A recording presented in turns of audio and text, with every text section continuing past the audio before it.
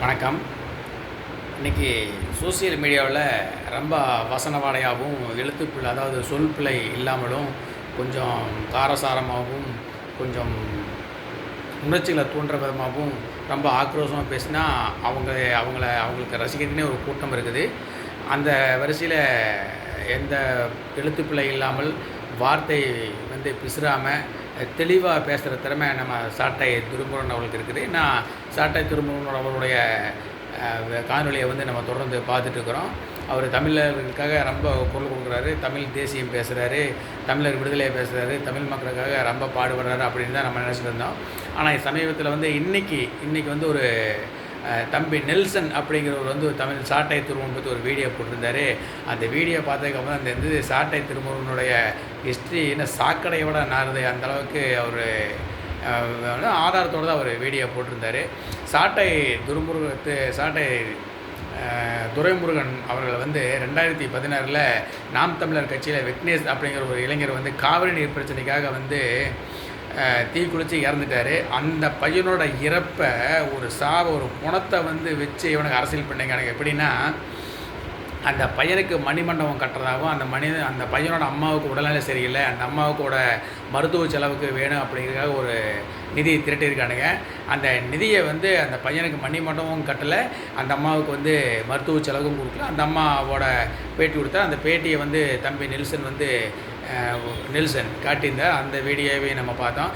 அதுக்கப்புறம் ரொம்ப சாட்டை துரைமுருகனுக்கு வேண்டப்பட்ட ஒரு குடும்ப பெண்கள்கிட்ட ஒரு பெண்ணுக்கிட்ட நகையை கொஞ்சம் வாங்கியிருக்காரு அவருடைய தேவைக்காக. அந்த நகையை திருப்பி கொடுக்காம அந்த பெண்ணு நகையை திருப்பி கேட்டப்போ அந்த பெண்ணு மேலே ரொம்ப அவதூறாக பேசி தரைக்குறவாக பேசுனதுனால அந்த அம்மா மன உளைச்சலாகி சூசைட் பண்ணிட்டாங்க. அந்த அம்மா பேர் ஜான்சி ராணி அப்படிங்கிற மாதிரியும் நெல்சன் பதிவு பண்ணியிருந்தார். அதையும் பார்த்தோம். அதுக்கப்புறம் பார்த்திங்கன்னா, நாம் தமிழர் கட்சி அப்படிங்கிற ஒரு கட்சியை உருவாக்குனதே முத்துக்குமார் அப்படிங்கிறதான் உருவாக்கியிருக்காரு. அவரை ஏதோ மர்ம நபர்கள் கொலை செஞ்சதாகவும் நெல்சன் அவர்கள் சொல்கிறார். இந்த பதிவெல்லாம் எனக்கு தெரியல, நான் கவனிக்கவும் இல்லை. நெல்சன் தம்பி அதையும் சொல்கிறாரு. அப்போ அவருடைய முத்துக்குமார் அவருடைய மனைவியார் நிறைமாத கர்ப்பிணியாக இருந்ததாகவும் அந்த கர்ப்பத்தை கலைச்சிட்டு அவருடைய சம்சாரத்தை சாட்டை துரைமுருகன் 2வது திருமணம் பண்ணிட்டதாகவும் நெல்சன் அவர்கள் குற்றச்சாட்டு வைக்கிறாரு.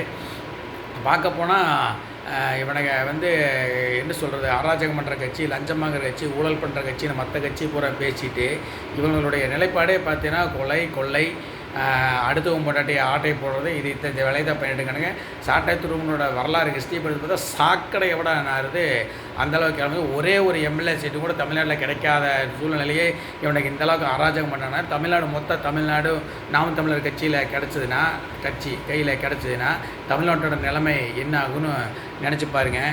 இல்லை, சீமான் அவர்கள் பேச இந்த மண் ஒரு நாள் என் கையில் மாட அன்னைக்கு இருக்குது இவங்களுக்கு அப்படின்னு சொல்லி போட்டு சீமான் பேசியிருந்தார். அப்போ அதோட அர்த்தம் அன்னைக்கு எனக்கு புரியல. இன்றைக்கி இந்த நெல்சன் அவர்கள் போட்ட காணொலியை பற்றி பேசி சீமான் அவர்கள் இந்த மண் ஒரு நாளைக்கு என்கிட்ட மாட்டும், அன்னைக்கு உங்களுக்கெல்லாம் அப்படின்னு சொன்னது அவர் ஊழல் பண்ண அரசியல் பதவி பற்றி சொல்லலை, அப்பாவி மக்கள் நம்மளை பார்த்தா சொல்லியிருக்காரு அப்படின்னு அன்னைக்கு புரியல, இன்றைக்கி புரியுது.